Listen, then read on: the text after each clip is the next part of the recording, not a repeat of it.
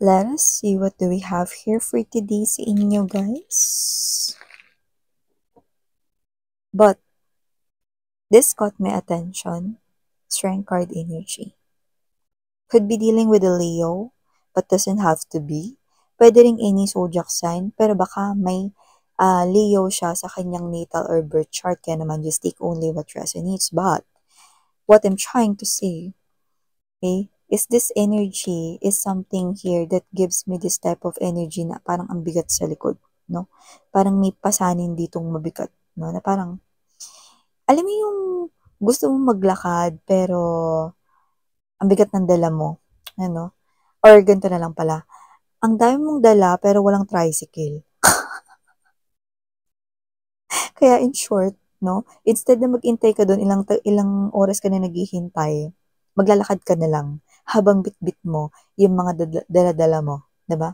So parang it left you no choice but to walk, yan, no, papunta doon. So it's something here na parang dalahin na mabigat. It's like a burden here, but there's still passion, and the passion is still high. With the King of Wands energy, I think this person here, but this also could be you, pwede magkapalit-palit yung roles, no? But I do see that if this is the person here you're dealing with the King of Wands energy, ito mga babes, no? Energy niya na parang kahit na it's something here na mabigat or heavy, gusto niya pa rin magpatuloy. May energy ng tutuloy ko to. Yan. Altogether, let's all find out ano yung itutuloy niya na yan. Na nakaka-vibe tayo na siguradong sigurado siyang itutuloy niya ito.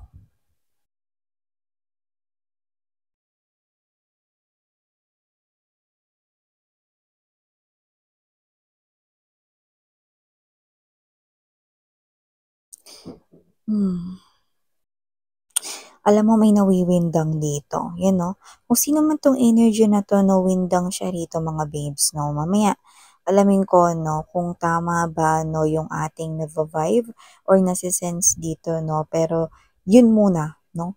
Yung sasabihin ko rito, no? With the 5 of Wands energy and the 2 of Wands, windang itong tao na to, no? Kung sino man ito na kumukonek sa inyo rito.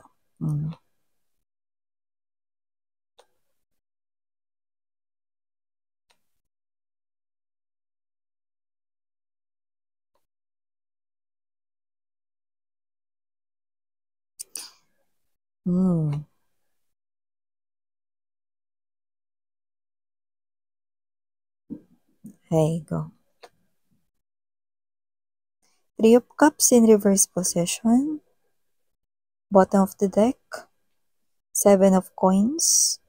King of Cups ay ang magiging energy niya in the future. World card energy. So, hi and hello there new viewers. My name is Yan. Welcome here. At sa mga returning kong mga tambayers, thank you sa inyong walang sawang pagtambay. Syempre, yan, no, na-appreciate ko kayong lahat, no. And yes, kung hindi nyo pa knows, meron pa po tayong main channel.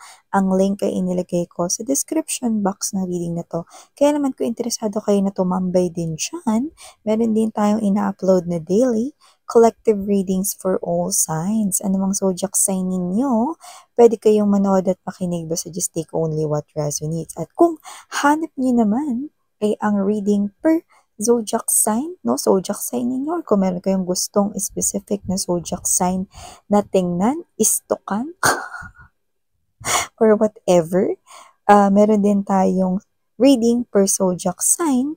Weekly naman natin yung ginagawa, no? At ina-upload. Yan, no? So, wala tayong gender dito. Tandaan nyo rin na babae, lalaki, LGBT, lahat welcome. Pwede nyo i-flip yung mga roles dahil possible talaga na mag-switch ang mga roles dito dahil isa itong general reading. And at the end of the day, everybody, you have your free will na free yung gamitin anytime, anywhere. So, yun nga, no? Timeless ito. So, pwedeng ito ay nangyari na to some of you. To some of you ay nangyayari naman ito sa present moment. And to some of you ay posibleng hindi pa at posibleng mangyayari pa lamang sa kanilang future. But here, kaya pala nawiwindang itong tao na to with the Five of Wands energy. Two of Wands right here, no? Nawiwindang siya rito, diretsahan na tayo. Kung saan-saan kanya hinanap with the Two of Wands intersecting Nine of Wands energy. Kung saan-saan kanya hinanap dito, no? Tapos, malalaman niya lamang na may iba ka na pala. Yan, no? Pero, uulitin ko lang na walang pagtataksil dito, walang pangangaliwa dito, wala rito na pangangabit or whatever, no? Pero, pag nakita niya kayo, may bago na kayong karelasyon, no? May bago na sa buhay ninyo. Four of Wands energy. With the Hermit card energy to the Ace of Swords, this is something here na bubungad sa kanya. Ang katotohanan, no? Paglipas ng maraming panahon or paglipas rito, no, ng oras, mga babes, no? Kung saan-saan niya kayo rito hinanap at pinaghahanap. Tapos pag natagpuan niya kayo, no, ang nakakawindang na katotohanan ay meron na kayong iba. So, hindi lamang dito mga babes ang inyong looks ang nagbago, pati na rin ang inyong damdamin. Hindi na kayo gaya ng dati. Yeah, I know. But this person right here, this is something here na kailangan niyang harapin. Ang nakakawindang na truth na wala na kayo talaga sa buhay niya. Oo, makikita niya kayo, mahahanap niya kayo, no? Matutuntun niya ang kinaroroonan ninyo. Pero isang masakit na katotohanan na hanggang tingin na lamang siya sa inyo sa di kalayuan. With the Ten of Wands energy and at the heart of the reading here, Tatsi, Three of Swords energy. And don't forget that this is the Nine of Wands and this is the Ten of Wands. So meaning to say, okay, napapagitnaan na rito, no, ang Three of Swords na posibleng kung sino man tong energy na to na pwede nagkaroon ng options before sa inyo, may nag-interfered na other character sa inyong connection before, possible din na may third party. Pero kung sino man siya, ang pinaka-high potential na meaning ng Three of Swords na lumalabas dito is this is a heartbreaking news for him or her sa yung ex-person. Because, ang tagal kanyang hinanap or pinaghahanap with the Hermit energy right here. Yung iba kumain ng taon, yung iba naman kumain dito, no, hindi lang ng oras at panahon, kundi pati pera sa paghahanap sa inyo.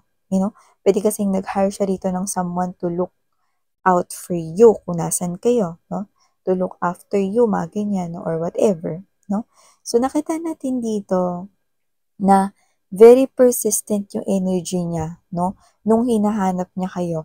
Pero nakakapanlumo, no? With the Three of Swords energy, na nung nakita niya kayo rito, no? Ay posibleng kayo ay may bago na. Whether kasal na kayo, because that is also marriage, Four of Wands energy, or meron na kayong pamilya with someone, kasal man or hindi, pwedeng live-in, tas may mga anak na din, or may anak na rin kayo ng bago mo, no? So, this is a heartbreaking news for this person. Kaya naman, from having that high confidence, no, in searching and looking out for you with very pursuant energy, okay, nakita ko rito, no, na biglang nawalan siya ng gana. Biglang bumaba yung kanya ritong eagerness, no, to come closer to you.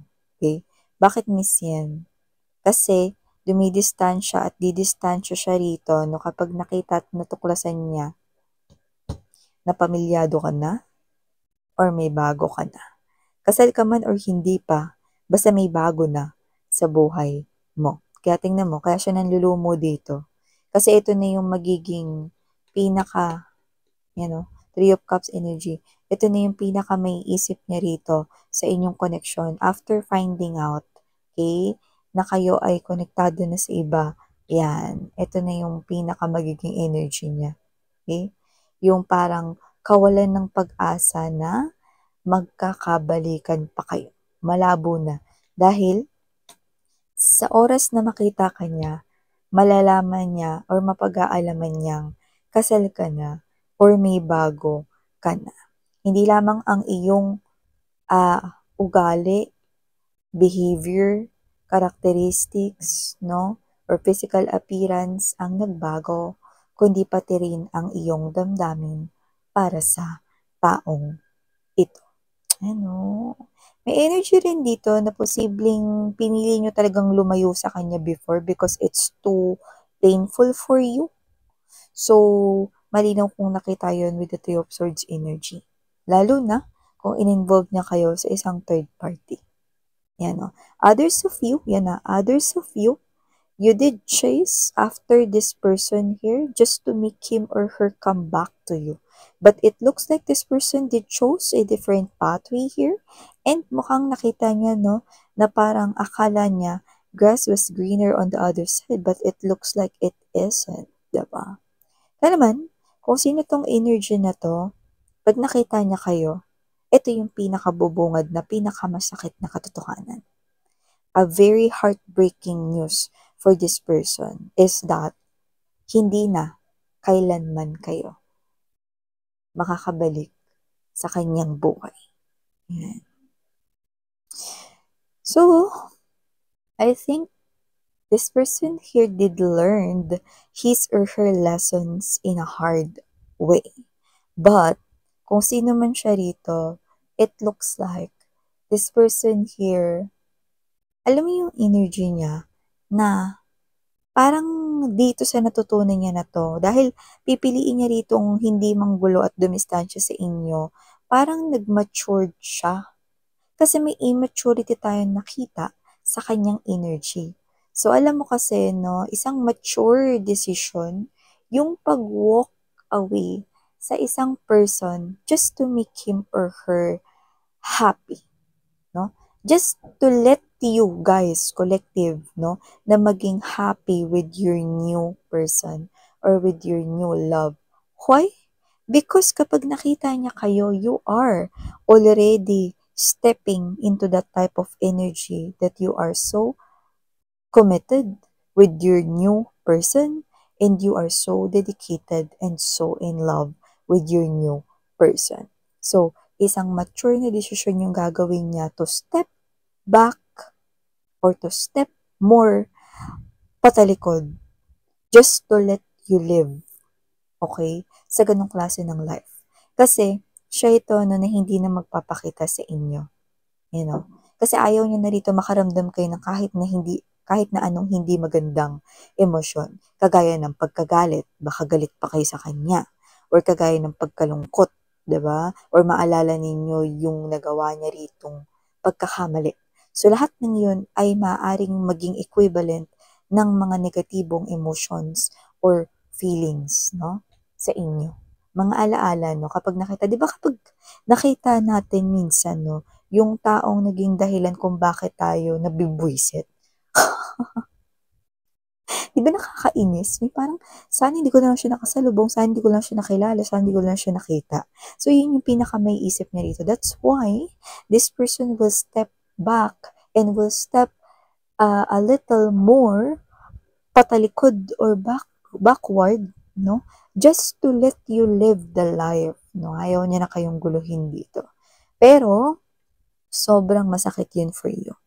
Nasa hinaba-haba ng paghahanap niya rito sa inyo, yes, others of them, hinanap niya kayo taon, mga taon. Yan, no? So, matagal. Okay? And, after this search, no, because the search will be over soon kung hindi niya pa kayo nakikita, no, ito pa yung mabubungaran niya.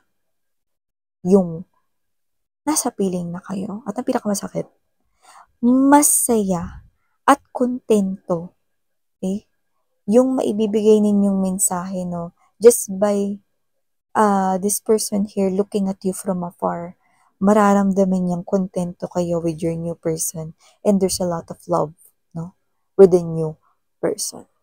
And the Seven of Pentacles energy, King of Cups right here in the World card. This is also something here, no, na masakit din for this person. Because, di ba sabi ko sa inyo kanina, magsi-step in siya sa energy ng King of Cups. Okay? Kasi sobrang dami rito ng mga memories ninyo together. Sobrang dami ng mga parang gusto niyang gawin, no, kapag na-revive ulit itong inyong connection. Pero lahat ng yun nawalan ng saysay. So, ang gagawin niya na lang in the future, no, because ayaw niya makagulo sa inyo, is iintayin niya na lang with the Seven of Coins energy, King of Cups, and the World card energy, no, na ano miss yan. Iintayin niya na lang, no, na matuyo na yung kanyang damdamin dito, or iintayin niya na lang na mawala na yung nararamdaman niya sa inyo. Or mag-close na talaga yung kanya ritong feelings and emotions, no? But it looks like it's far from happening sa nakikita ko dito because magiging mahaba pa ang suffering ng person na to emotionally and mentally, okay? Because I do see that this person right here, hindi magiging madali na makalimutan ka. Lalo na, it will be a struggle, not just every day, but every minute, every hour, every second of every day. Hindi niya maiiwasang, hindi ka maisip dahil napakaraming alaala yung recently niya lang na naisip. Kasi akala niya, there's still chance between you guys. Pero after finding you, lahat yun parang plup, plup, plup, plup. Yan, ano yung miss yan? Alam mo yung pumutok na bula, di ba? Yung, di ba, sa mga parang mga palabas, no, nagpapalobo ng mga bubbles, no, kasi ang ganda, parang nagpa-fantasy yung peg, no, kapag in love ang isang person, no, or sa mga comics, di ba, may bula-bula kasi parang nagdi-daydream, di ba, ang isang person, no, tapos, okay, ang pagputok ng mga bula ay isang senyales ng tapos ng pantasyang iyon. Okay? Stop dreaming because that is not something here na mangyayari pa. Yan. So definitely this person here is now surrendering, no, to the divine yung nararamdaman niya. No, naantay or aantay niya rito in the future ang kanya rito na pagtuyot ng damdamin at pagtanggap na sarado na ang inyong chapter together. Yan. Okay, so yun nakuha natin dito mga babes, no, you will not see this person here again. Pero, ito yung bagay na gusto pa rin siguro marahil na ipaalam sa iyo ni universe dito mga babes, no? Right. So, ito yung mga mensahe here for you guys. Again, I'm Yan. Thank you sa iyong time. Sarang heal, love, and light. And